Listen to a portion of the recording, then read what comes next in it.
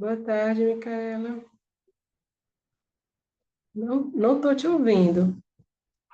Esqueci dele ligar. Boa tarde, tudo bem? Tudo bem. Você vai apresentar, é a mediadora? Eu vou apresentar. Ah, muito Estou bem. ali Qual é no o segundo trabalho. segundo? Muito Isso. bem. Ok, Micaela. Quando tiver faltando uns 2 minutinhos para terminar, aí você quer que eu lhe interrompa, quer que eu coloque no chat, como é que você quer que eu faça? Pode me interromper, eu acho. Acho que fica Tá melhor. certo. Tá bom, então. Muito obrigada. Combinado. De nada.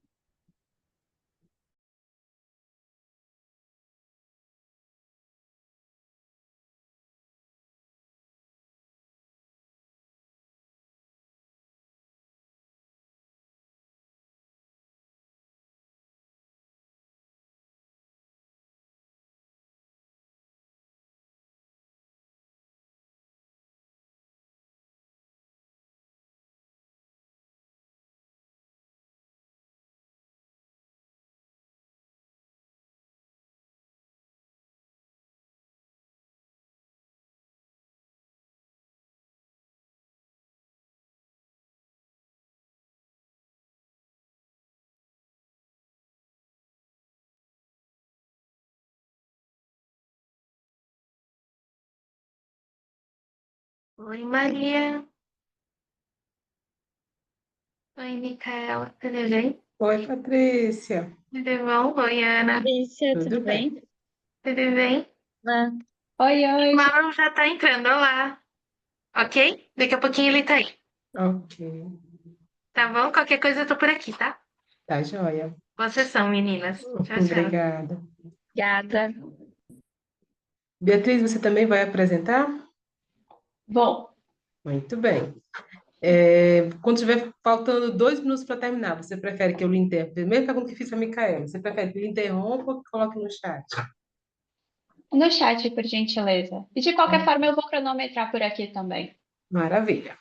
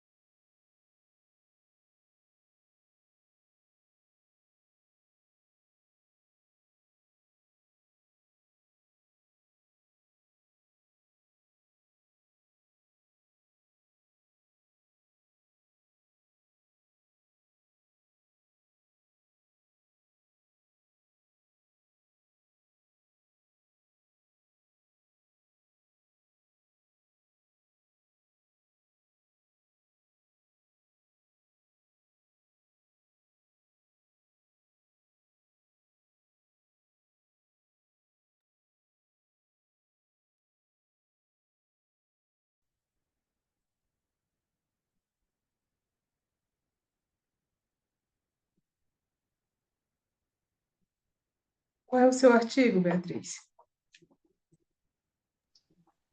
O meu é sobre a fabricação das baterias para veículos elétricos, sobre a extração de lítio.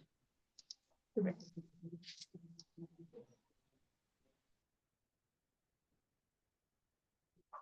Boa tarde. Boa tarde. Oi, oi. Boa tarde.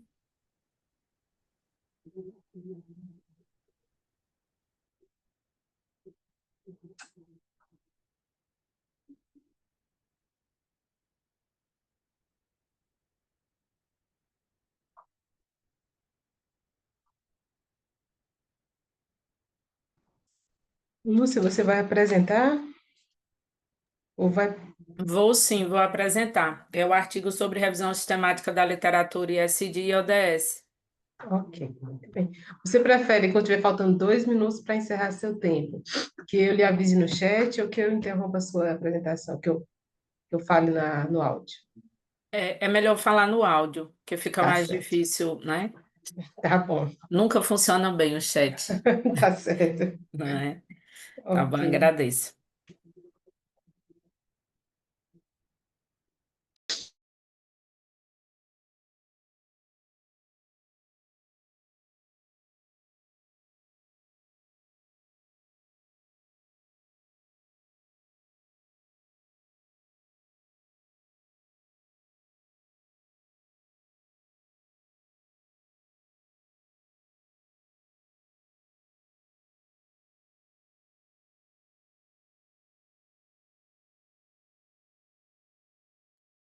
Eu poderia só fazer um teste da minha apresentação, porque a apresentação do artigo de ontem eu não consegui colocar no só em PDF. Pode sim testar.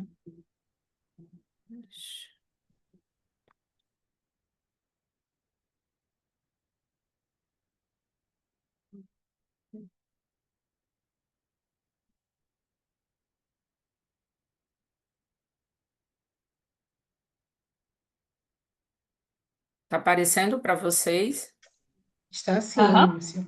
e tá passando? Também. Tudo Ah, certinho. tá. Não, peraí, eu acho que eu botei. Tá.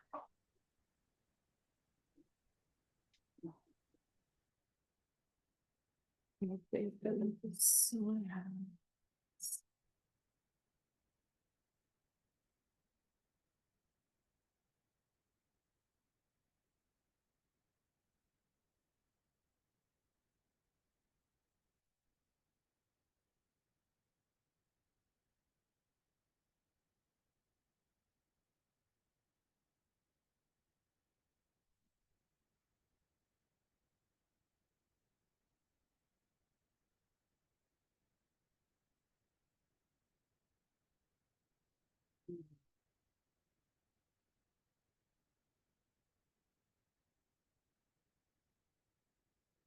Oi.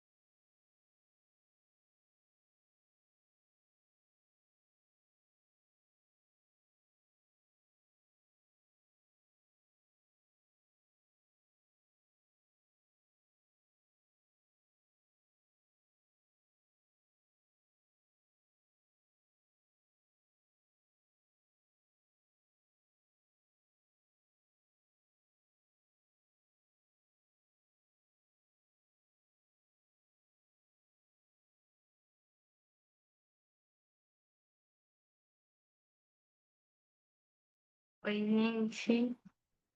O professor Marlon não entrou ainda, né? Vou dar um alôzinho para ele. Só um minutinho que ele já entra, tá bom? Ok. Vou dar um alô lá para ele.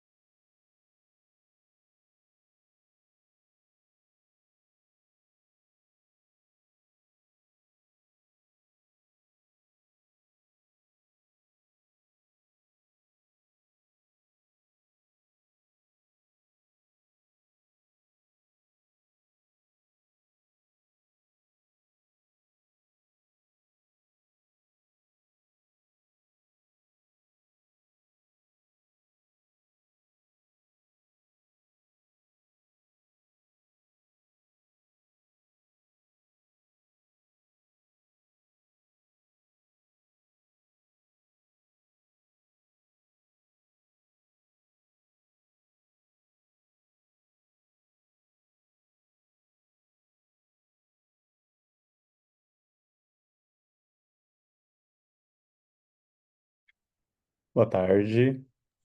Boa tarde, professor Boa Marlon. tarde. Oi. Oi. Sou Marlon, Boa sou tarde. aqui moderando a sessão. Só para checar, tem ah, a Micaela tá aí, é a primeira, a segunda, a Ana Beatriz é a terceira, a Lúcia. Acho que não tem ninguém só do segundo artigo, né? Análise e substituição de pallets. Estamos com três. Se tivermos os quatro aí, é tipo, um pouco mais apertado, né? 15 minutos, duas perguntas e, né, acabou, mas se tiver só os três, vai ser um pouco mais tranquilo.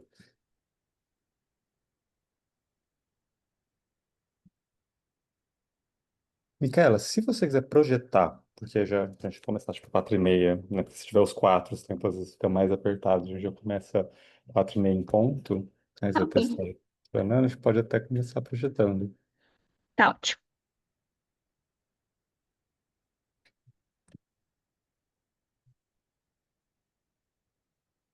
Tá aparecendo, né? Tá, tá. Sustainability. Yes. Vou colocar no modo de apresentação já. Então, aqui.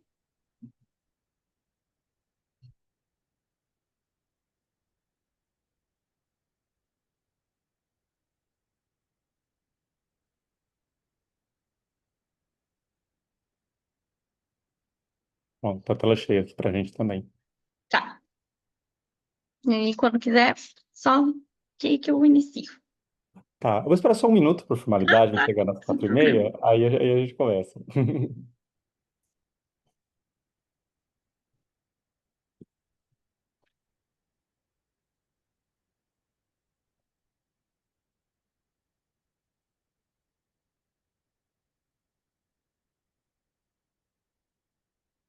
Bem, acho que a gente pode começar então, oficialmente 4h30, então vamos começar a nossa sessão com o primeiro trabalho, Acting for Sustainability, Mapping Video Competence Across Life Domains, que a Micaela vai apresentar aqui para a gente. Então, você tem 15 minutos, se tiver chegando nos 14 ou 3h30, eu tento te avisar, só para te situar.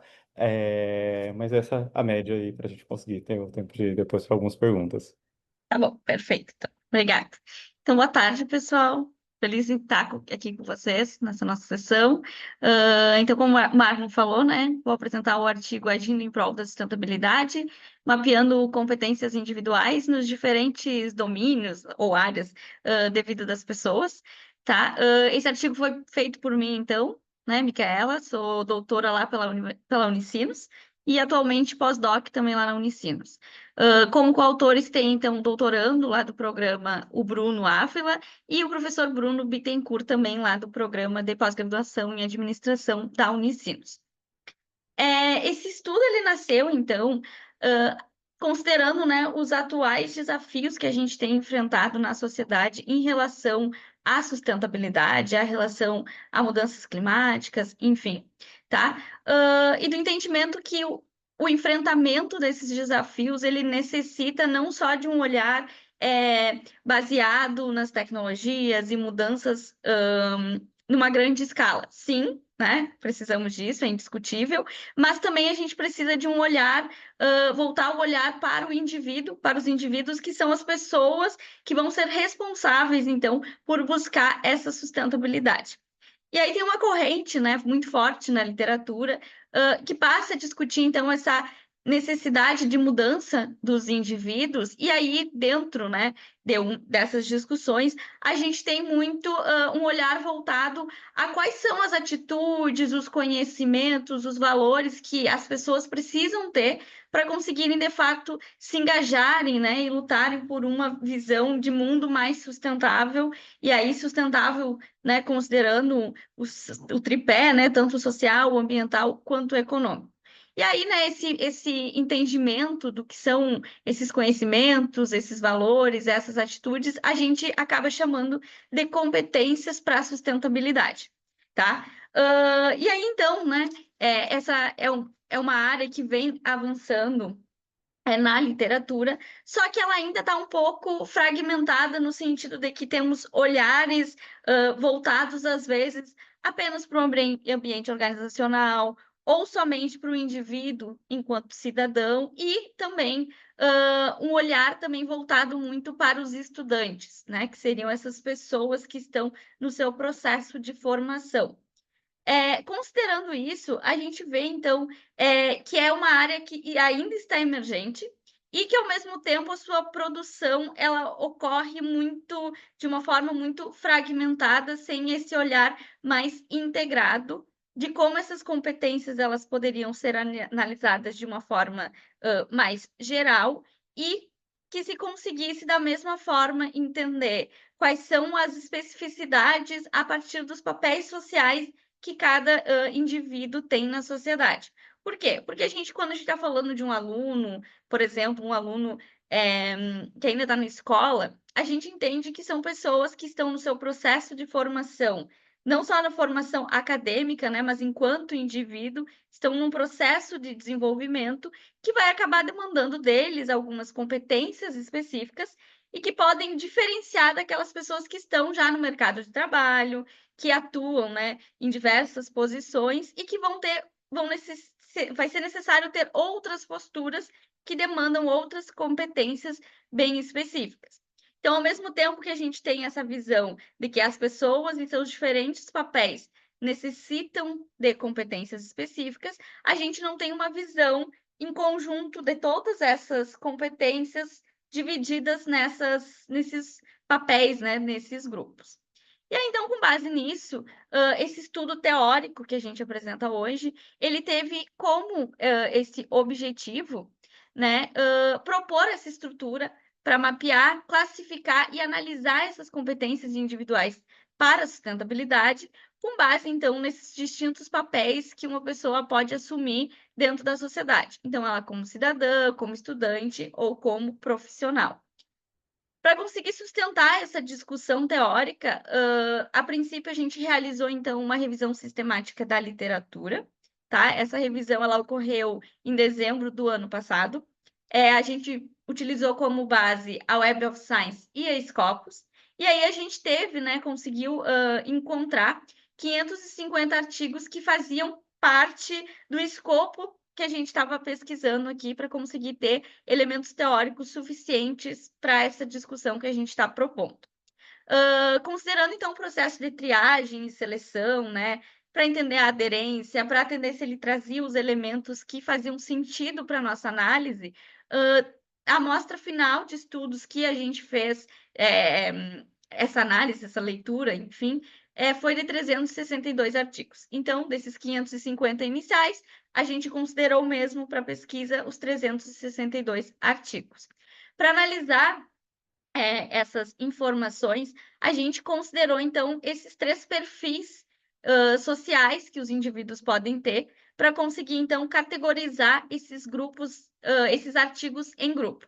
Então, aqueles artigos que eram focados nos cidadãos, aqueles que eram focados nos estudantes e aqueles que eram focados em profissionais, né, no ambiente de trabalho como um todo.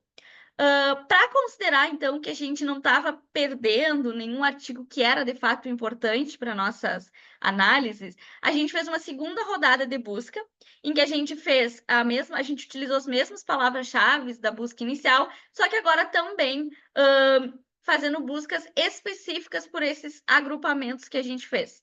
Então, né, a gente buscou por competências para sustentabilidade e no contexto do cidadão, e assim em diante com os outros 2 grupos. No primeiro momento, assim, se tornava necessário, e também parte, claro, do nosso objetivo, entender o que eram e quais eram as principais competências para a sustentabilidade de uma forma mais geral. Então, para a gente conseguir, antes de segmentar pelos papéis sociais, a entender qual era o agrupamento que existia. Existem várias competências para a sustentabilidade que elas estão sendo propostas por diferentes literaturas de diferentes áreas. Esses 5 aqui são aquelas que são mais verificadas em todos os estudos. Então, assim, embora tenhamos outras sendo propostas, essas são as que são mais consolidadas na literatura e que acabaram se tornando base, então, para as nossas discussões. Então, a gente tem o pensamento sistêmico e visão sistêmica, o pensamento crítico e de antecipação, competência normativa e interpessoal, competência estratégica e de implementação e competência interpessoal e colaborativa. Então, foram as 5 competências, né, que se mostraram mais evidentes na literatura, e a partir delas a gente começa a fazer essa análise de como elas estão distribuídas dentro daqueles 3 agrupamentos. E aí, então, no contexto educacional, a gente percebeu, né, com base ali nas nossas análises dos estudos que voltaram-se para o contexto da educação, que os estudos eles acabam focando muito na análise de quais são as abordagens mais específicas, mais eficazes para promover a sustentabilidade nos estudantes. Também a gente vê que a literatura ela está bem pontuada em tentar entender essas melhores abordagens para se desenvolver as competências nos diferentes níveis de educação, né? Então, desde a educação básica até o nível superior e a pós-graduação, com predominância, claro, dos estudos mais para a área ali da pós-graduação. E aí, com base nisso, a gente consegue identificar também que existem muitas competências que elas acabam sendo transversais, não só nos grupos educacionais, como também elas acabam passando um pouco para os outros 2 grupos que a gente estava estudando, né? E essas competências seriam, então, o pensamento sistêmico, a reflexão crítica e a adaptação ao contexto. A gente também conseguiu observar que, quando a gente fala sobre esse contexto educacional, que as variáveis demográficas estão sendo elementos que estão sendo considerados em estudos dessa área, tá?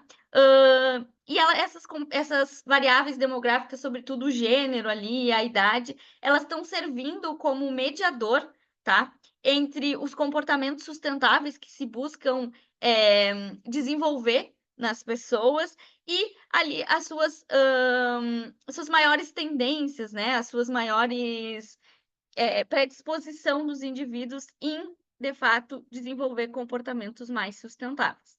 E aí, então, dentro desse contexto educacional, a gente acabou desenvolvendo uma proposição, né, que a gente chamou de proposição 1, né, nossa P1, que seria que os educadores eles acabam contribuindo para o desenvolvimento de competências individuais para a sustentabilidade a partir da implementação de práticas pedagógicas que acabem promovendo, então, o pensamento crítico, a alfabetização para essa visão de futuro, né?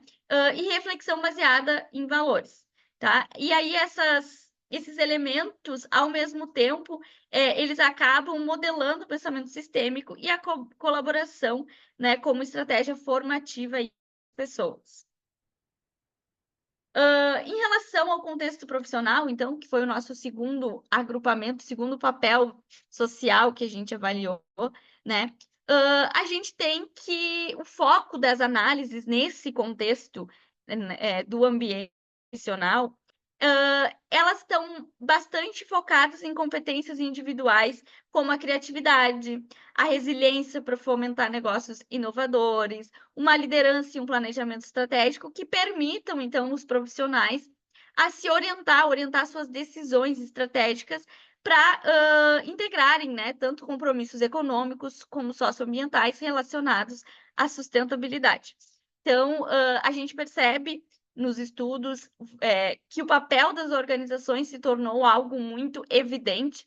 Então, a organização passa de ser apenas o lugar onde precisa ter práticas, processos que são voltados a uma responsabilidade social, mas também se torna uma fonte de desenvolvimento das competências nos indivíduos.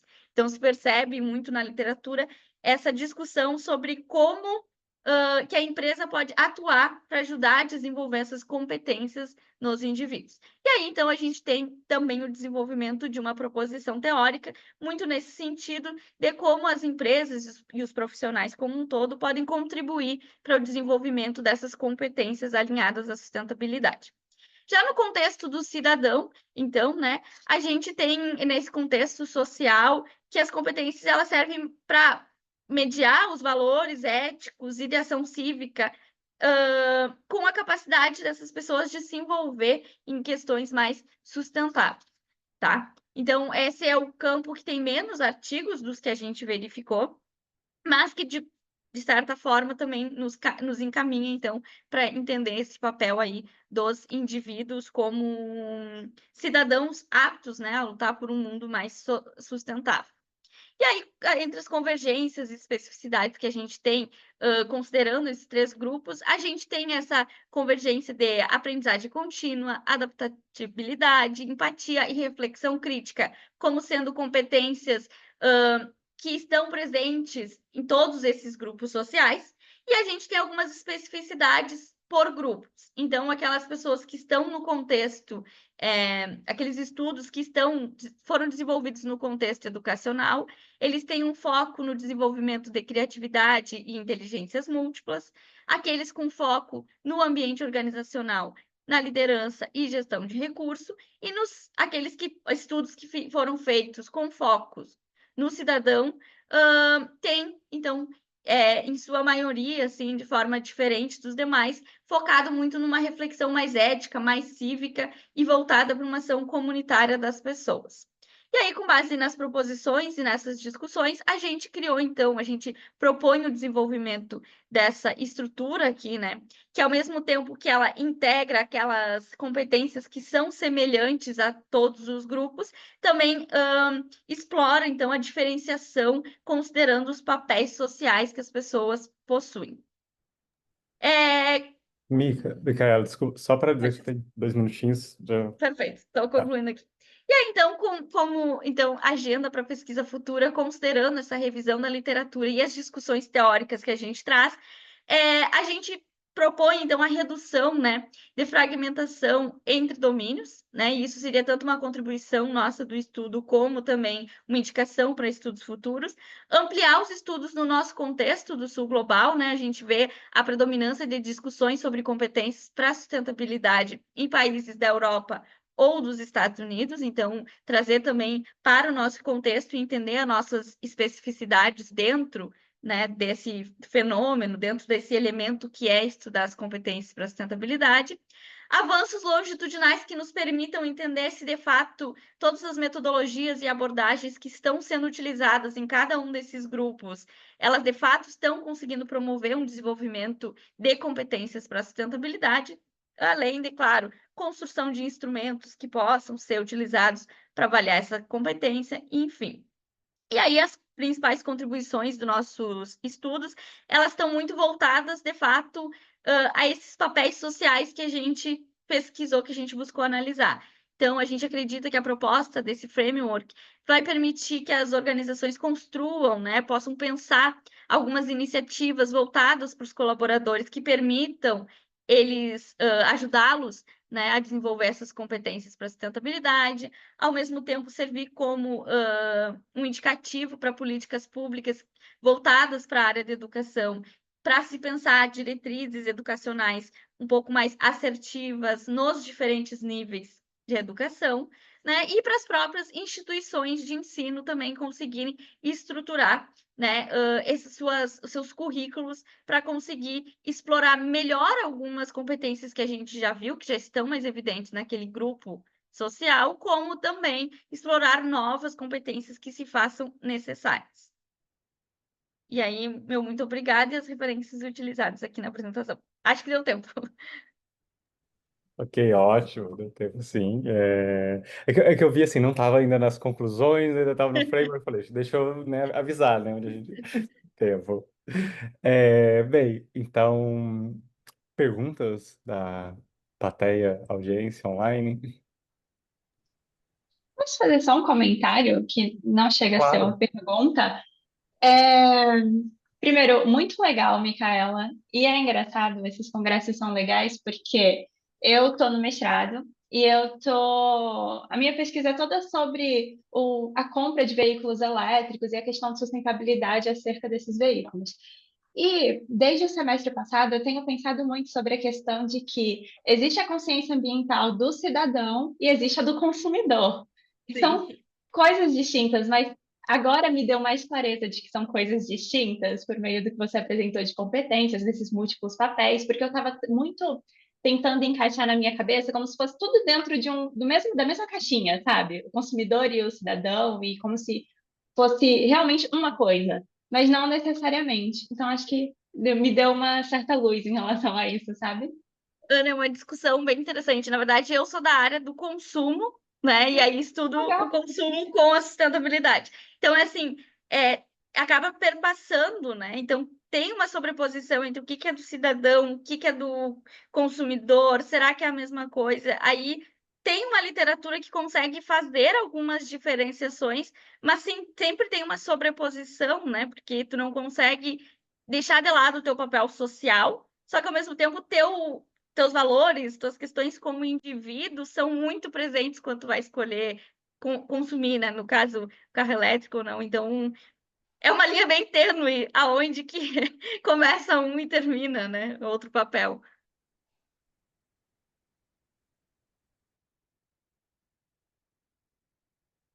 O que eu meio assim, né? Não sei o quanto você teria que estar pensando em termos de como formar as pessoas, porque isso é uma questão, né? Porque é competência de fatos. E faz sentido, assim, ela ser contextual, né? Eu acho que, assim, é brilhante porque é uma coisa que o tempo todo eu vejo aqui na universidade, quando tem essa discussão a respeito das competências para sustentabilidade, é como temos que formar os alunos, né? Habilitá-los nesse sentido. Mas enquanto ao mesmo tempo isso assim, que nem as competências em marketing, comportamento, nem marketing, comportamento do consumidor, tipo, ainda são diferentes de quem trabalha com estratégia de marketing, elas são contextuais. Então, assim, acho que a sacada é brilhante, né? Pensar que a gente tem contextos para desenvolver essas competências. Mas você tem visto, tipo, né? Não quero te pressionar, mas assim, soluções, tipo assim, como, né? Então, é aí, nesse termo de contexto, tipo, soluções como contextualizar isso melhor, essa formação? Tá. Então, o meu pós-doc é justamente para tentar entender o como desenvolver, né? Então, tá bem alinhado assim. E aí, esse artigo, ele foi a primeira discussãozinha que a gente começou para conseguir, né, dar esse surgimento. E aí é bem essa questão de contextualizar. Primeiro foi necessário fazer para a gente conseguir entender quais são as demandas dos públicos que a gente vai querer atingir, mas principalmente é, a gente tem que considerar várias características dos indivíduos com quem a gente está conversando para conseguir pensar uma metodologia, uma abordagem que faça sentido. Então, por exemplo, a partir das leituras desse artigo em específico aqui, que dá para ter começar a ter uma ideia de que, assim, até porque não é muito discutido na nossa área, né? O pessoal da psicologia, por exemplo, já discute mais que, assim, as crianças estão num processo de amadurecimento enquanto indivíduo, né? Então, eu não posso chegar lá com uma complexidade enorme ao propor uma metodologia para desenvolver competências, porque isso não vai estar nem de acordo com a capacidade cognitiva e nem com a idade delas, né? Então, assim, e aí outra coisa também é o cidadão que já está formado daqui a pouco com valores distintos do que a gente precisa, e aí tem todo esse papel de mudar. Então, assim, o que que eu tenho visto?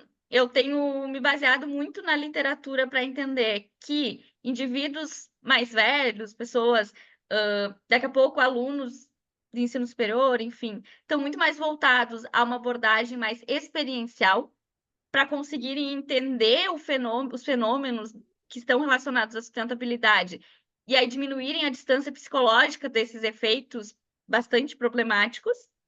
Enquanto as crianças é mais aquele olhar mais lúdico, e aí agora eu vou me voltar, conseguir tentar pensar estruturas específicas para cada um desses agrupamentos aí. Assim como no ambiente organizacional, com certeza vai ser um olhar totalmente diferente do que para a área da educação e para crianças, enfim.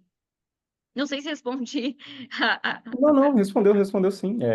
Não, que nem eu falei, não é uma pergunta também fácil, né? Eu esperava, tipo, é só fazer isso, né? Eu sei. Mas que bom, assim, tanto você está pensando como existir trabalhos em paralelo que eu não estava sabendo Uhum, e, e realmente acho assim, muito bem feito o trabalho, né? O trabalho metodologicamente, muito bem feito, mas assim, acho uma excelente sacada pensar que realmente não dá para desenvolver essas competências como sendo 100% transversais, né? sim. Agora é esperar que vai resolver nossos problemas. Uhum. Muito Bem, obrigada. no interesse do tempo, vamos passar para o próximo. Obrigada, pessoal. Apresentação, pelo menos na ordem, como eu tenho aqui. Próximo seria, peraí, Da análise, eu acho que essa não chegou ninguém, né? Que seria a Josebeta, a Jennifer, Isabelle, Beatriz e Laura. Né, ninguém desse grupo chegou, então vamos ver se chegam depois. Vamos passar para Ana Beatriz, que está aqui. Pode ser, Ana? Vamos, vou Que vai apresentar aqui para a compartilhar. gente sobre o apoio governamental à fabricação de baterias para veículos elétricos no Brasil, um ensaio teórico sobre o discurso sustentável acerca da iniciativa. Exatamente. Vocês estão vendo já a minha tela? Sim. Posso? Bem, pode começar. Estou te ouvindo bem. Tá. Então, boa tarde, gente, de novo. É um prazer estar aqui com vocês, ainda mais depois de a gente já ter tido uma apresentação super legal da Micaela. Eu me chamo Ana Beatriz, eu sou Relações Públicas e mestranda no programa de pós-graduação em Administração da UFMA, aqui em Salvador. E hoje a minha proposta é apresentar para vocês um ensaio teórico, como o Marlon disse, com o título de O Apoio Governamental à Fabricação das Baterias para Veículos Elétricos no Brasil, sendo um ensaio teórico sobre o discurso sustentável acerca da iniciativa. Esse ensaio ele teve como objetivo explorar as consequências socioeconômicas e ambientais da obtenção de insumos para a fabricação dessas baterias que são essenciais para o funcionamento dos veículos elétricos. Sendo que, para isso, é importante a gente levar em consideração o apoio dos governos estaduais e federais à iniciativa, já que são eles que vão conceder as licenças e incentivar a mineração do lítio e a implantação de indústrias, além de outro ponto, que é a existência de um discurso que relaciona de maneira bastante explícita e bastante clara o termo sustentabilidade com a eletromobilidade. Sobre o conceito em si, aqui a gente vai trabalhar com a ideia de sustentabilidade ligada ao tripé básico. Então, social, econômico e ambiental, o que não deslegitima de forma alguma as outras dimensões existentes, então cultural, política, só serve para realmente delimitar a abordagem e a proposta desse estudo em específico. Mas, enquanto a sustentabilidade ela tem essa amplitude de, por exemplo, no nosso caso, carregar o social, econômico e ambiental, é perceptível que a principal qualidade sustentável no discurso dos carros elétricos é a redução de emissão de CO2. Então, é muito mais ligado ao ambiental. Só que, de maneira geral, e pensando nos objetivos de desenvolvimento sustentável, se estabelecem, enquanto outras contribuições, o cumprimento da ODS 7, de energia limpa e acessível, a 12, de consumo e produção responsáveis, e a 13, de ação contra a mudança global do clima. E quando a gente pensa pela perspectiva do público geral, a gente tem pesquisas que vão apontar que também existe essa conexão com sustentabilidade no imaginário do consumidor, a ponto de influenciar a compra desses veículos, porém não é um fator determinante, não é algo decisivo para a compra ser realizada ou não.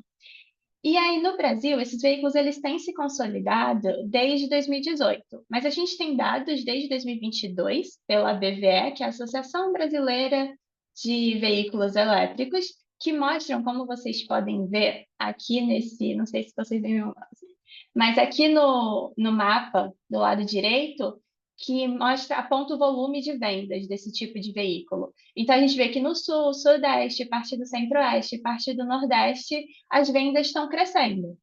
Então, a gente tem um mercado em plena expansão.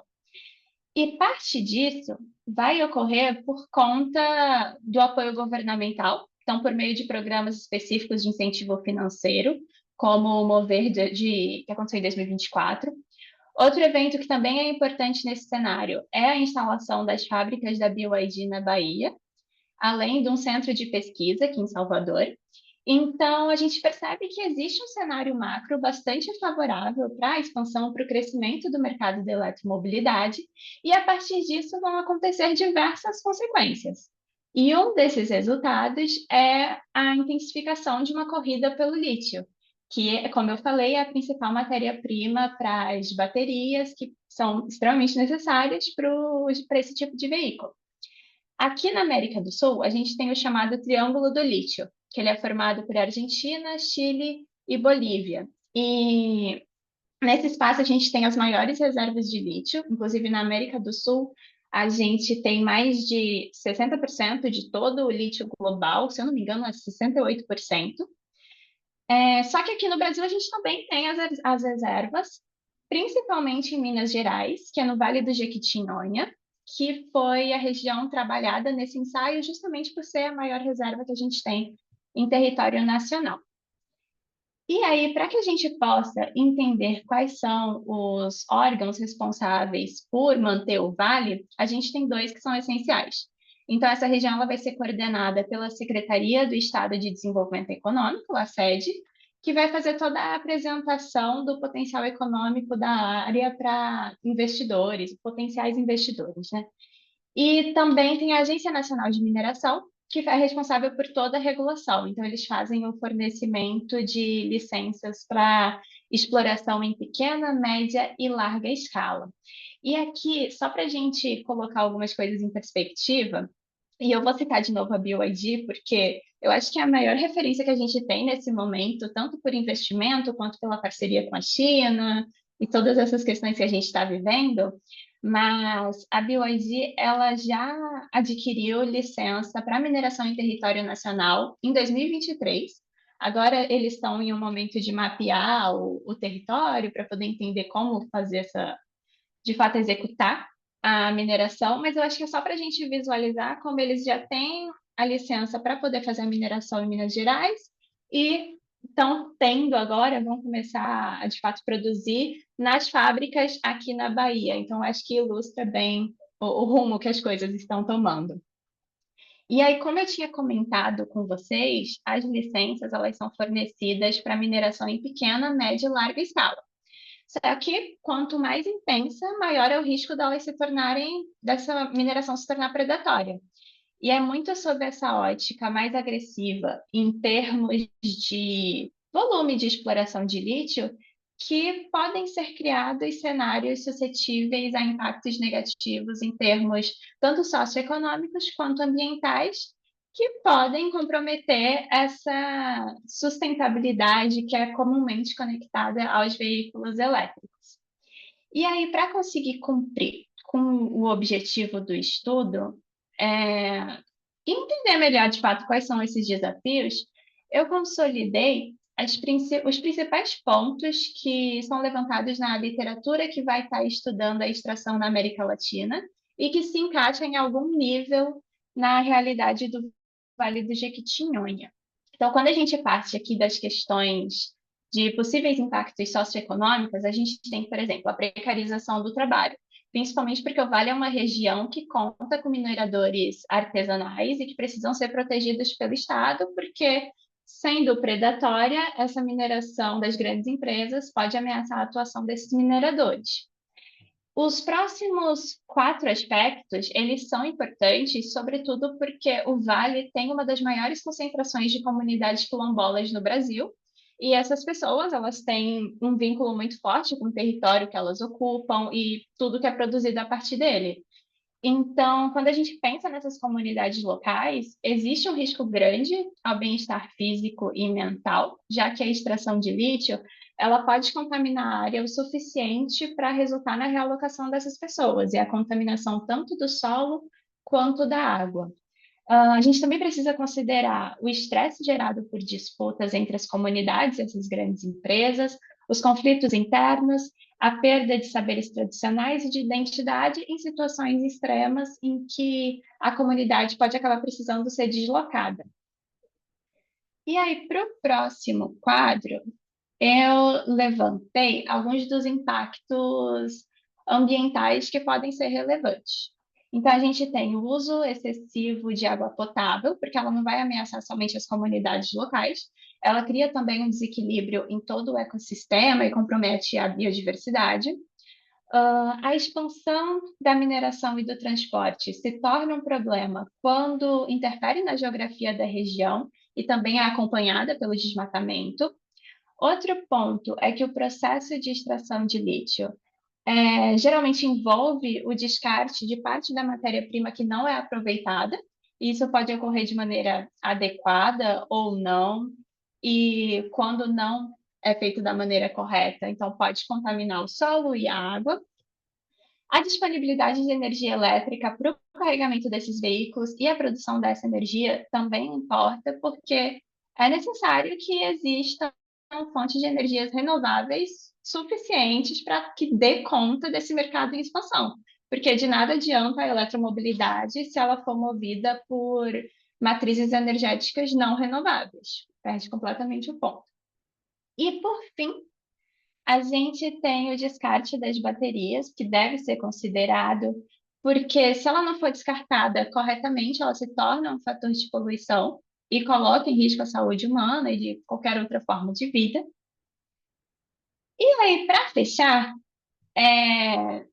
acho que diante de tudo que a gente viu nesses quase 15 minutos, eu acho que vale mencionar que eu não vou ter todas as respostas sobre o grau de sustentabilidade dos veículos elétricos e se eles podem ou não ser parte de uma solução para o desenvolvimento mais sustentável. A gente vai precisar de não só uma, de muitas pesquisas mais profundas e empíricas, porque é algo muito complexo e é algo recente no Brasil. Então, a gente começaria a entender. Mas a proposta desse ensaio é realmente de colocar a discussão na mesa, porque a gente tem governos defendendo e investindo fortemente na eletromobilidade em tempos de transição energética e de busca por alternativas, então a gente precisa ficar atento. Mas o que dá para a gente concluir a princípio é que, e o que seria para a contribuição do ensaio, é que argumentar que o uso dos veículos elétricos é suficientemente sustentável somente pelo impacto da descarbonização não parece ser o melhor caminho se a gente está querendo mudanças assertivas. A gente precisa pensar em toda a cadeia de produção do início ao fim e a sustentabilidade que a permeia. E aí, a partir disso, a gente passa a ter uma noção de que, enquanto existe uma contribuição para o ODS 13, a de ação contra a mudança global do clima, então, a descarbonização, ao mesmo tempo, existe um possível risco para o ODS 7 de energia limpa e acessível, se não for a partir de fontes renováveis de energia, e a ODS 12 do consumo e produção responsáveis, se a gente tiver uma exploração extremamente predatória do lítio. E, por fim, acho que para poder concretizar tudo isso, o essencial seriam políticas públicas extremamente adequadas para o momento que a gente está vivendo, para essas regiões de extração de lítio, que realmente vá cuidar das comunidades locais e da biodiversidade da região. Muito obrigada. E aqui as referências que foram incluídas na apresentação. Obrigado, Ana, pela apresentação, os slides. E muito bem, apesar que às vezes trabalhos, só os comentar trabalhos teóricos, às vezes eles tendem a ser mais difícil de apresentar, porque o trabalho empírico, olha, eu queria ver isso, que diz a teoria, esse foi o método, foi para o campo, concluí isso, né? Trabalho teórico é mais difícil às vezes, de conduzir, né, a gente pela apresentação, e acho que você fez muito bem, conseguiu acompanhar o seu percurso. Obrigada. Imagina. Perguntas, comentários, reações da plateia?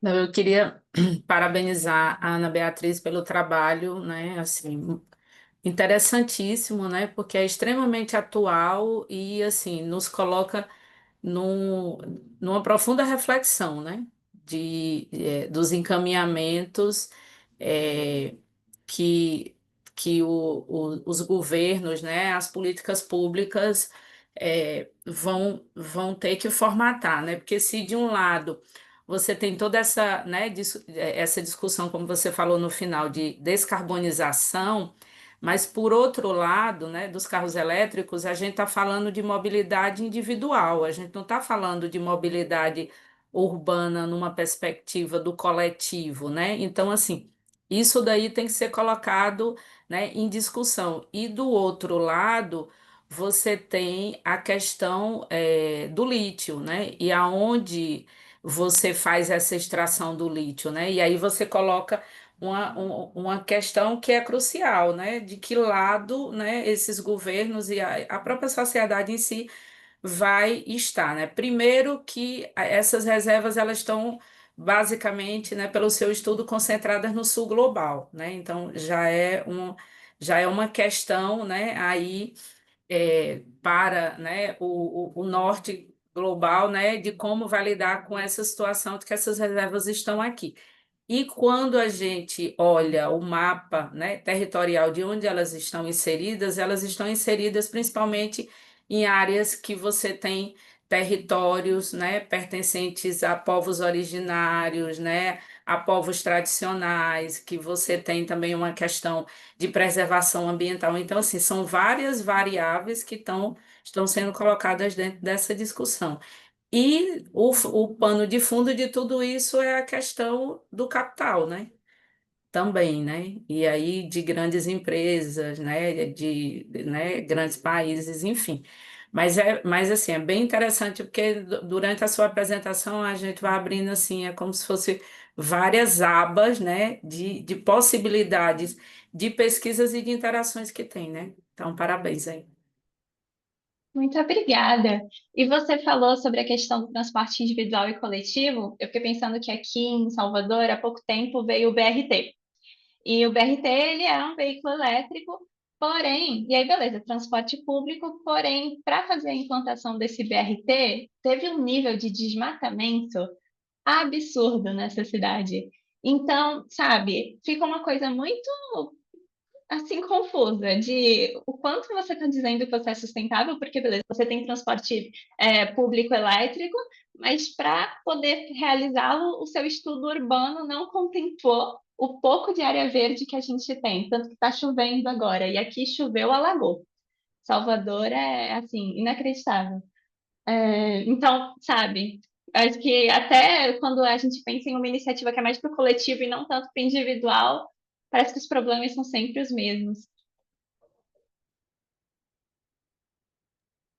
Não, e muito interessante, acho que o problema, você falou, né? Ah, eu não tenho a resposta se o carro elétrico é melhor ou não. Mas acho que é ir além também, porque assim, se for pensar, tipo, olha, o carro a combustão, ele é melhor. Tipo, é uma discussão, né, que fica, vamos dizer, as soluções de mobilidade são mais complexas, né? Falar, transporte coletivo, diferentes combustíveis, mas assim, né, cravar aonde cada um é melhor, não que não tenha sido pesquisado, mas assim, não é a única resposta que a gente precisa, né? Total.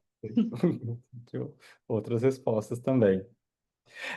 Isso é parte, né, do seu, dentro da sua agenda de pesquisa, onde que isso está, onde nós estamos ali, sem pressão, mas assim, né, por curiosidade, né? Não, porque assim, que nem eu falei, é difícil apresentar, mas mesmo escrever, acho que esse tipo de coisa, como você escreve, tem um valor assim, de reflexão que às vezes assim é difícil para a gente como acadêmicos assim se colocar. Às vezes até a teoria fala até aqui, eu falo mais uma vírgula, você pega um fenômeno, né, que a gente vive hoje e problematiza ele, né, muito bem.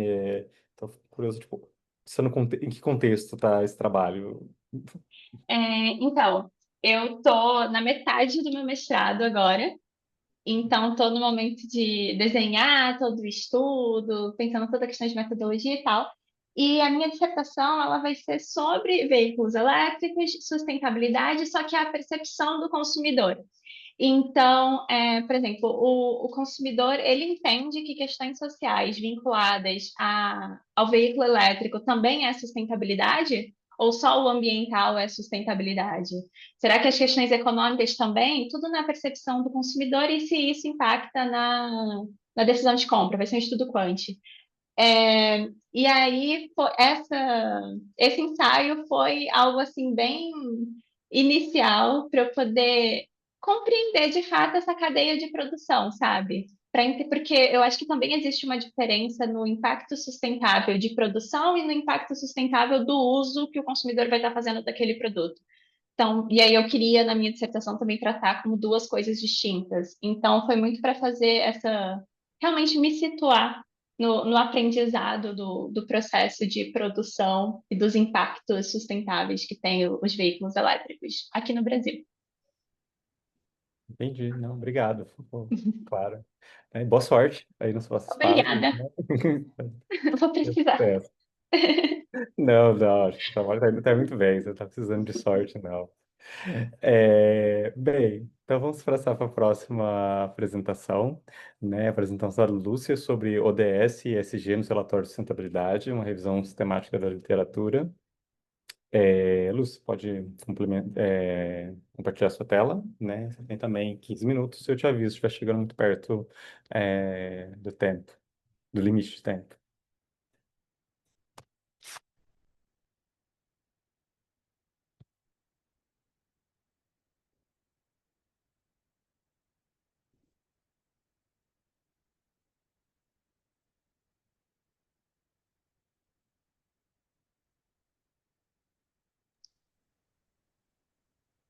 Você tá no mudo, Lúcia.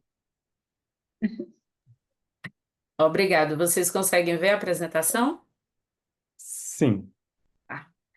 Então, eu vou apresentar, né? Meu nome é Lúcia Albuquerque, né? Sou professora da Universidade Federal, de Campina Grande e venho apresentar hoje o artigo ODS-SD nos relatórios de sustentabilidade, uma revisão sistemática da literatura. Esse trabalho é um trabalho que foi inicialmente desenvolvido por Patrícia, né? Ela é uma graduanda em administração, então esse é um trabalho de iniciação científica, uma primeira etapa, né, de uma pesquisa que foi concluída agora, que trabalha com a questão dos relatórios de sustentabilidade, né? Então a análise da concorrência do ISD e dos ODS nos relatórios de sustentabilidade. Ela trabalhou com empresas do setor elétrico, né? 3 empresas, e fez uma pesquisa no período de 2016, relatórios até 2024. E essa primeira etapa é a revisão sistemática da literatura que ela fez, né? Então, a ideia era justamente fazer essa verificação do que se tinha na literatura a respeito do ISD, dos Objetivos de Desenvolvimento Sustentável, nos relatórios de sustentabilidade, né? Então, a ênfase foi dada dentro dessa perspectiva, né, de verificar se a adoção dos ODS ajuda na melhoria da reputação corporativa, na qualidade dos relatórios de sustentabilidade, se isso impacta positivamente na reputação das empresas, e a questão do ISD como práticas, né, práticas ambientais, sociais e de governança que podem auxiliar, né, na questão principalmente da gestão efetiva dos riscos, né? Então, dentro dessa sistemática, certo? E aí, como metodologia da pesquisa, essa pesquisa ela tem abordagem, né, qualitativa, né, exploratória e descritiva. Ela buscou compreender como a literatura acadêmica nacional e internacional trata essa integração ODS-SD nesses relatórios de sustentabilidade. Foi utilizado como fonte de dados a base da Web of Science, né? E aí também se utilizou como os critérios de inclusão e exclusão, nós utilizamos também a técnica Prisma, né, para aprimoramento. E aí, com relação a gente separou em 4 etapas, né? A primeira, a revisão, né, sistemática sobre a análise dos ODS e SD nos relatórios. A segunda parte, a codificação, ou seja, a identificação dos artigos dentro dessa temática. A terceira parte, a análise desses dados, né, codificando através da análise de conteúdo, né, e utilizou como Bardan, né, como autor. E a quarta etapa, o agrupamento, resumo e discussão das descobertas, né, dentro desse processo. No nosso desenho metodológico, a gente trabalhou com 2 rodadas. A primeira rodada de pesquisa a gente fez na base de dados da Web of Science em novembro de 2024. E aí, nessa primeira rodada, tomando como critério de busca as palavras Objetivos de Desenvolvimento Sustentável, ISD, relatórios de sustentabilidade, dentro da perspectiva de busca avançada, a gente teve 33 artigos, depois com os filtros a gente ficou com 20 artigos, e com a seleção, depois da leitura dos resumos desses artigos, a gente ficou com 12 artigos. E aí, em fevereiro desse ano de 2025, a gente fez uma segunda rodada para identificar se tinha havido inclusão de mais artigos na base de dados. E aí, nessa segunda rodada, né, a gente fez a inclusão de mais 3 artigos usando os critérios lá de inclusão e exclusão que a gente definiu, né? Então, é avaliado por pares, está em acesso aberto, né? Ser artigo, língua inglesa e portuguesa, e a gente finalizou com 15 artigos científicos que estavam dentro dos critérios que a gente tinha estipulado. E aí a gente entra na parte dos resultados e discussões, né? O que foi identificado a partir dessa leitura e dessa análise dos 15 artigos. O primeiro artigo de Saetra, ele faz uma discussão das estruturas do ISD existentes, né, e que elas não abordam adequadamente os impactos que são relacionados à questão da sustentabilidade da inteligência artificial. Então, ele faz essa discussão, né, de como isso pode ser utilizado, e aí ele levanta que tem falta de análise e incentivos adequados para que as empresas possam avaliar esse uso da inteligência artificial dentro desse contexto de elaboração desses relatórios de sustentabilidade.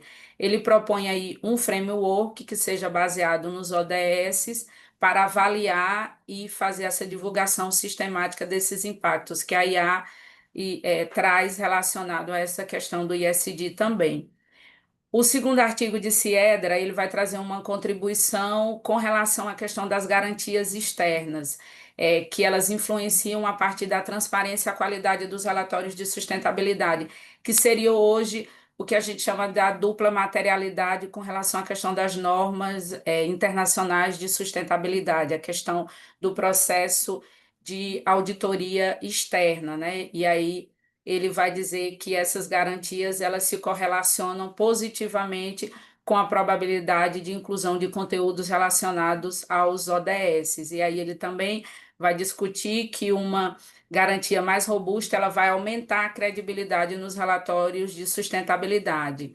E aí, com relação a questão da teoria, né? Ele vai dizer que ela é muito impulsionada, né? Nessa pesquisa que ele realizou, teorias como a da legitimidade das partes interessadas, teoria da sinalização, é o que vai estar mais em evidência quando faz essa discussão da qualidade desses relatórios de sustentabilidade. O terceiro artigo ele vai trazer uma discussão que vai trazer essa demanda por divulgação de ESG e um engajamento dos stakeholders nesse processo. E essa integração ISG e ODS, né, dentro de uma perspectiva de responsabilidade de governança também. Ele vai também fazer uma discussão de que deve ter um alinhamento das estratégias com os ODS para que isso seja aprimorado com relação à questão do desempenho e sustentabilidade. E também discute a questão dos conselhos corporativos, né, dentro dessa perspectiva de tentar identificar e gerenciar esses riscos ESG. O quarto artigo, que é o de Mazzoni et al., ele traz a discussão da adoção dos ODS, ela está associada também a essa questão da reputação, né? E o desempenho ESG, ele traz como algo que seja crucial também. Esse estudo ele também vai sugerir que tenha um alinhamento dos ODS com essas práticas. Já o quinto artigo, ele vai fazer uma discussão da melhor adesão aos padrões ambientais do GRI. Então, ele vai fazer uma discussão dessas normas, né, que até então eram as mais utilizadas, eram as normas GRI, né, para a divulgação desses relatórios de sustentabilidade, e ele vai dizer que esses padrões ambientais GRI, eles se correlacionam com classificações mais altas nos ODS ambientais. Então, é uma busca que as empresas têm, né, no final da questão de se legitimar, inserindo mais ODS focados na parte ambiental do que em outros aspectos. O próximo artigo, que é o de Hernande, ele vai dizer que a maioria dos estudos que ele analisou, eles se concentram nas teorias institucionais e de legitimidade, né? E aí esse estudo, ele faz um estudo Brasil, Colômbia, né? Que ele vai dizer que a pouca pesquisa que traz a parte da teoria dos stakeholders, ele também enfatiza a falta de colaboração entre os pesquisadores de diferentes países latino-americanos, e ele propõe aí uma melhoria, né, tendo uma integração maior com relação a esses relatórios de sustentabilidade na região. O artigo de Jobe e Cana, ele traz uma discussão das principais estruturas globais de sustentabilidade, e aí com foco nos mecanismos do relatório de sustentabilidade, e como principais achados dele, ele traz a questão da divulgação obrigatória, né, que aí a gente já está um passo adiante disso com a questão das normas internacionais de sustentabilidade, que já estão sendo inseridas em vários países. No nosso caso brasileiro, a partir de 2026 já vai ser realidade para as SAs de capital aberto. A colaboração em investimentos aprimorados entre investidores, empresas e organizações de sustentabilidade, ele diz que isso é essencial para uma economia global sustentável, e a adoção de relatórios de sustentabilidade que possam promover uma compreensão, uma transparência e uma identificação das oportunidades de negócio. O próximo estudo, ele vai trazer uma discussão sobre características, tendências e implicações desses relatórios, e aí ele traz como achados um processo insuficiente, né, nos ODS, ou seja, uma pouca inserção dos ODS dentro desses relatórios, características desses ODS também, a gente identifica que muitos desses ODS que são inseridos são ODS que a empresa considera como prioritários, ou seja, aqueles que estão inseridos dentro da atividade principal da empresa, e aí ele coloca lá dentro da sua matriz prioritária. São relatório seletivo, o impacto da legitimidade e pressão das partes interessadas, então aí acabar canalizando para determinados ODS. Diferenças geográficas e setoriais são questões que ele coloca. O próximo estudo de Bose e et al., ele vai trazer a relação entre os fatores empresariais que influenciam essa divulgação dos ODS e esse impacto no mercado de trabalho. Também vai discutir a necessidade de um maior engajamento, né, uma maior transparência e a importância de você ter um alinhamento das práticas corporativas com essa agenda de desenvolvimento, né, visando a questão aí da maximização de valor para o stakeholder. O trabalho de Barrett et al., ele traz a discussão da divulgação voluntária dos relatórios de sustentabilidade aqui no Brasil, e essa questão da oportunidade de ter uma transparência maior dentro desse processo. E aí também a divulgação como uma estratégia para obter legitimidade e gerenciar essa questão da reputação, né, como um fator dentro da prática ESG. O trabalho de Monat et al. Traz uma contribuição com relação à tendência de qualidade de relatórios, correlação de consumo de energia. Ele também vai sugerir a necessidade de estruturas de relatório de sustentabilidade que sejam mais transparentes. Moraes vai trazer uma discussão que, apesar de ter boas pontuações das empresas em relação às práticas ESG nos relatórios, tem uma falta de evidência de que essas empresas contribuem diretamente para os ODS na comunidade local. O trabalho de Gonzalez et al., ele faz uma discussão da compreensão de como essas práticas empresariais sustentáveis elas são vinculadas ao timing estratégico, à sustentabilidade. Ele vai fornecer insights, né, para que essas empresas possam alinhar suas práticas aos ODS e também apresentam a necessidade que as empresas devem adotar estratégias que sejam mais robustas, né? Loureiro et al. Vai trazer a compreensão de que grandes empresas portuguesas, que foi o foco da pesquisa dele, envolvem os ODS em seus relatórios, mas que também tem alguns fatores específicos que influenciam dentro desse processo e que aí essas empresas devem ter aí um processo de crescimento das iniciativas de sustentabilidade global. Shaw et al., ele traz um estudo em que ele Lúcia, diz...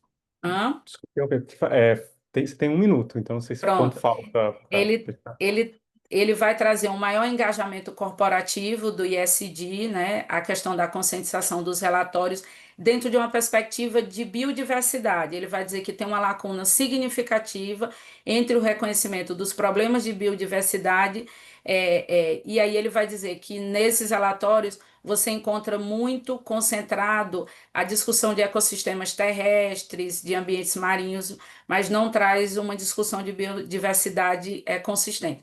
Enquanto considerações finais e contribuição, esses estudos eles reforçam, né, essa necessidade de integração dos ODS com o ISD nesses relatórios de sustentabilidade, apresenta que ainda tem com relação aos ODS, ainda tem uma divulgação superficial, sem metas claras ou ações concretas, né? Os estudos analisados, eles também destacam a importância da governança e da pressão dos stakeholders como fatores que impulsionam a adoção de práticas mais responsáveis, daí porque muito desses trabalhos verificam o uso de teoria da legitimidade para isso, e, por fim, para concluir, a adoção dos ODS e dos critérios ESG representa uma oportunidade estratégica para as empresas, não apenas do ponto de vista reputacional, mas também como diferencial competitivo. Aqui algumas das referências usadas, e aí agradecimento, né, ao SEMEAD pela possibilidade, a minha Universidade Federal de Campina Grande e ao programa de pós-graduação. E agradeço aí a paciência de todos. Imagina, que paciência, um prazer a apresentação. Vamos abrir então para comentários, mas antes, eu vou só fazer uma pergunta, que não é um resultado direto, então provavelmente esse comentário vai para outra direção. Vocês viram alguma diferença, né, nos estudos, alguma coisa relacionada entre o que quando as pessoas estudavam ESG versus quando as pessoas estudavam os ODS? Porque a gente, né, o ESG é mesmo uma nomenclatura, vai mais no mercado, o ODS vai mais para academia, ou vamos dizer, mais um lugar mais institucional, né, menos mercado financeiro. E vocês viram, porque a gente ficam meio assim, são duas faces da mesma coisa, são duas coisas separadas, às vezes os alunos, né, também trazem essas demandas, e a gente tenta explicar essa separação. Vocês viram alguma coisa, ou identificaram por acaso, né? Eu sei que não era o objetivo de estudo, algum padrão nos que estudavam ESG versus estudavam ODS? Pronto. A nossa segunda etapa da pesquisa, ela faz justamente essa correlação. O que a gente identifica é que, assim, as empresas estão começando a colocar nos seus relatórios de sustentabilidade é, os ODS e os aspectos ESG. Quando a gente cruza, a gente identifica que você tem claramente práticas ESG ambientais que estão relacionadas com os ODS ambientais. Então, ODS 13, ODS 7, ODS 15, ODS 14, o de consumo sustentável. Então, a gente já consegue fazer isso. O artigo que eu apresentei ontem era um artigo também que trabalhava essa parte de correlação de ODS e ESG. Então, você vê que, por exemplo, a parte social, é, a categoria, né, ESG social, nas Uhum. empresas, eles relacionam muito com o quê? Com o ODS 3 de saúde e bem-estar, com o ODS 4 de educação, com o ODS 10 de desigualdade, com o ODS de igualdade de gênero. Então, eles já estão começando a fazer essas relações. Quando você vai para a categoria governança, é que eles ainda estão se focando muito no ODS 16. Eles não sabem muito o que pegar dos 17 objetivos e conseguir encaixar na governança. Então, ele encaixa o quê? O 17. Algumas empresas botam o 17 e o 16, né? Que é paz, justiça. Então, a gente já está começando a ver que essas empresas já estão começando a fazer essa divulgação, né?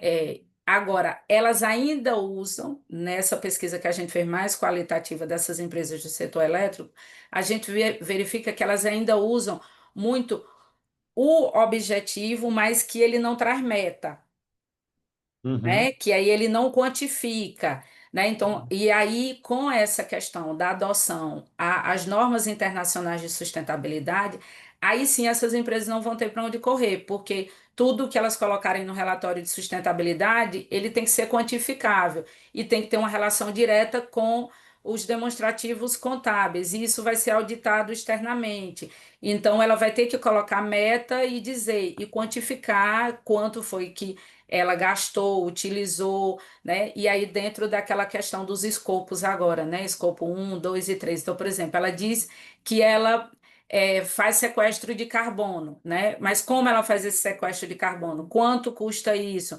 De onde vem? Então, tudo isso tem que estar quantificável e não só no discurso. Então, vai ser mais difícil, né? Mas isso aí é um processo que essas empresas façam o greenwash ou até a lavagem do arco-íris, que é o que a gente usa, né, o termo em português para a questão dos ODS, né? Então, isso vai ser auditável, né? No nosso caso brasileiro, a partir de 2026, né? Então, essas empresas, pelo menos essas grandes que já tem uma experiência com sustentabilidade, como por exemplo, Natura, ela já vem o relatório de sustentabilidade dela desse ano, ela já colocou dentro dos moldes dessas normas internacionais que já vão ser exigidas para 2026, né? Então, daqui a pelo menos alguns anos, a gente vai conseguir fazer uma pesquisa mais robusta e identificar realmente a qualidade desses relatórios. Mas por quê? Porque começou a se tornar obrigatório. Entendi. Não, excelente resposta, fica bem claro. Eu não conhecia a ideia do arco-íris, viu, Fel? Eu já ouvi falar do greenwashing, né, tem outras coisas, mas não tinha ouvido a ideia do arco-íris, viu? Já aprendi mais uma coisa também, aí no meio da sua resposta. Bem, outros comentários, sugestões ou reações ao trabalho que a Lúcia apresentou? É, se me permite falar com a professora. Ah, deixa eu ligar minha câmera. Claro, claro, todo mundo pode falar. Professora, eu vou lhe fazer umas provocações, mas é porque eu sou da graduação de Ciências Contábeis, da UFPE, né? Mas eu moro em São Paulo. E aí, meu TCC, tem uma professora que está me orientando, e o tema dele é S1, S2. A aplicação da S1, S2 nas empresas do terceiro setor, porém, eu já estudei bastante sobre pequena e média empresa também. Então, eu queria saber o ponto de vista da senhora sobre isso. Vou especificar. Quando a gente olha para a S1 e S2, ela é um avanço, porque a gente pensa em uma empresa grande, um SA. Ela é um avanço, a gente está indo para frente, a gente está pensando em sustentabilidade, a gente está querendo garantir, quer padronizar. Contabilidade é isso, padronizar tudo, né? Mas, o que eu estou observando? Literalmente, o tema do meu TCC tem desafios e oportunidades, mas eu não sei porquê, por mais que tenha essa parte sustentável, avanço e tudo mais, eu só consigo pensar nos desafios e nas partes complicadas que vai ter. Porque tem empresa grande que vai ser obrigada a publicar que o escopo 1, o escopo 3 dela é o escopo 1. Calma, a lógica é que o escopo 3 dela é o escopo 1 de outra empresa, certo? Porque o escopo 3 é a cadeia de valor, né? A cadeia Isso, de é valor sobre da cadeia de grande valor. empresa. Então, o fornecedor, a grande empresa tem que se preocupar com o fornecedor dela, porque o fornecedor dela, que pode ser uma pequena empresa, ela tem que estar adequada. Então, aquela pequena empresa tem que estar no escopo 1. Então, ela vai ter que criar um processo de aprendizagem que ela vai ter que transferir essa aprendizagem também, porque senão ela, grande empresa, vai se complicar. Vai se prejudicar. E aí, qual é a provocação que eu tenho na minha cabeça e que eu realmente estou com dificuldade de resolver para conseguir elaborar o meu projeto realmente, que está evoluindo devagarzinho? Quando a gente pensa nessa situação, as pequenas, médias empresas, terceiro setor que seja, elas não estão se preparando para isso, elas não estão vendo que isso vai afetar elas. E sabe-se lá se elas realmente têm um poder aquisitivo, por exemplo, para fazer o valor lá de quanto de carbono que elas consomem, porque é um trabalhão para fazer esse cálculo. E aí, como é que elas vão fazer isso? Como é que elas vão conseguir acompanhar isso? Porque as grandes empresas lá que vão ser obrigatórias já agora, em 2026, vão publicar, 2027 é obrigatório 100%, vão cobrar isso, e quem estiver fazendo isso vai ter uma vantagem competitiva. Então, o que acontece? Quem não fazer vai perder. E aí, eu fico vendo a questão da sustentabilidade, padronização e tudo mais, mas e essa galera que é menor? O que a gente faz com elas, sabe? Eu acho que como sugestão para você é o seguinte: você é da área de contabilidade, talvez os outros não, mas você vai entender o que eu vou dizer. Quando a gente fez a adoção às normas internacionais de contabilidade, elas começaram pelas grandes empresas. E aí depois foi descendo até chegar, e hoje todas as empresas utilizam normas internacionais de contabilidade. Não se iluda que o fluxo vai ser igual. O fluxo vai ser de cima para baixo, só que tem uma questão que a norma internacional de contabilidade está trazendo que vai acelerar o processo, que é a história do escopo 3. Quando a norma internacional começar a obrigar o escopo 3 para a grande empresa, que é a questão da cadeia de valor, ela não vai só ter que se preocupar com ela, né, e com o que ela emite, mas com a cadeia de valor como um todo, e ela vai ter que ter uma preocupação com os fornecedores dela. Mas isso ainda, eu acho que isso ainda vai ser um processo que não é tão rápido. Para resolver o seu problema efetivo, eu começaria pelo SEBRAE. Por quê? Porque nas discussões de normas internacionais, o SEBARE, que é o Comitê, o Comitê Brasileiro de Assessoramento de Normas, ele colocou dentro dele o SEBRAE justamente para fazer essa discussão com a pequena empresa. Então, eu, no seu lugar, eu começaria pelo SEBRAE. Eu faria um contato com o SEBRAE para verificar como é que o SEBRAE, por exemplo, Recife ou São Paulo que você está, como é que eles estão fazendo esse processo, porque até onde eu estou entendendo, eles é que serão os vetores desse processo de aprendizagem para as pequenas empresas. E aí você identificar como o Sebrae está fazendo isso e quais são as empresas de onde você, por exemplo, for trabalhar, quais são as empresas que já estão antenadas nisso para você poder trabalhar com essas empresas. Porque, para ser sincera com você, terceiro setor não vai ter. Então, assim, se você quiser um trabalho empírico, que você vá lá para procurar, se for se forem organizações de terceiro setor de grande porte, talvez você consiga, mas se for nessa perspectiva de pequeno, você não vai encontrar. Então, talvez o seu primeiro caminho de exploração seja via Sebrae. O Sebrae seja um norte para você conseguir ter isso. Eu incluí o terceiro setor porque no curso que eu estou na UFPE, eu fiquei à frente de um projeto de extensão que era exatamente uma capacitação para o escritório de contabilidade para o terceiro setor. Elas trabalham, é maravilhoso, é um escritório que a dona é uma mulher e ela só emprega mulher porque ela quer que a mulher contadora mesmo apareça, e aí a maioria dos clientes é o terceiro setor. E uma das alunas, ela trabalha lá e ela falou, ficou uma loucura aqui, porque alguns clientes pediram um mini relatório de sustentabilidade e a gente não sabia para onde que ia. Então, a gente aplicou uma mini capacitação nesse escritório e falaram uma coisa bem semelhante. Falaram, olha, toma aqui o contato dessa moça do Sebrae. Fala com eles, porque eles estão indo em cima disso. Eu acho que assim, eu no seu lugar eu fazia uma exploração do campo e talvez você redefiniria. O terceiro setor ele pode até entrar, ele pode até ser o foco da sua pesquisa, mas não na perspectiva de como eles vão implementar, mas como está sendo esse processo de educação, está entendendo? Então, como é que isso vai chegar? Talvez por esse caminho o seu trabalho seja mais interessante e ele tenha uma contribuição até mais relevante, entendeu? Mas começa pelo Sebrae, conversando com eles e verificando, inclusive essa Massa. questão do terceiro setor, tá bom? Muito obrigada, professora.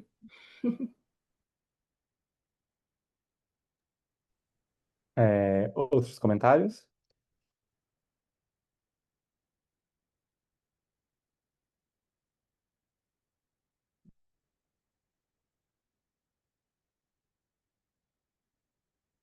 Bem, se a gente não tem outros comentários, assim, não temos também a quarta, né, pessoa que apresentar, ela também não veio. Eu acho que a gente pode dar, então, por encerrada, né, a sessão um pouquinho mais cedo. Acho que eu vou estar estendendo um pouco mais aqui, porque podia também, né, acabamos só tendo dois, foram excelentes apresentações. Acho que foi uma boa sessão com termos de convergência, né? Tem sessões que os trabalhos são muito diferentes, aí dá mais trabalho para a gente conectar, né, ter mais um desafio maior cognitivo, e foram todas aqui, acho que bem uma boa seleção em termos de convergência de trabalhos. A gente então se vê pelo SEMIAD, talvez em outras sessões, né, online, ou se alguém for no SEMIAD ao vivo. Obrigado, gente, passar esse final de tarde com vocês e um bom resto de semana. Muito obrigada, Tchau. gente. Obrigada, Obrigada, foi um pessoal. prazer, minha gente. Prazer, até. Tchau, Tchau, tchau. tchau. Tchau, tchau.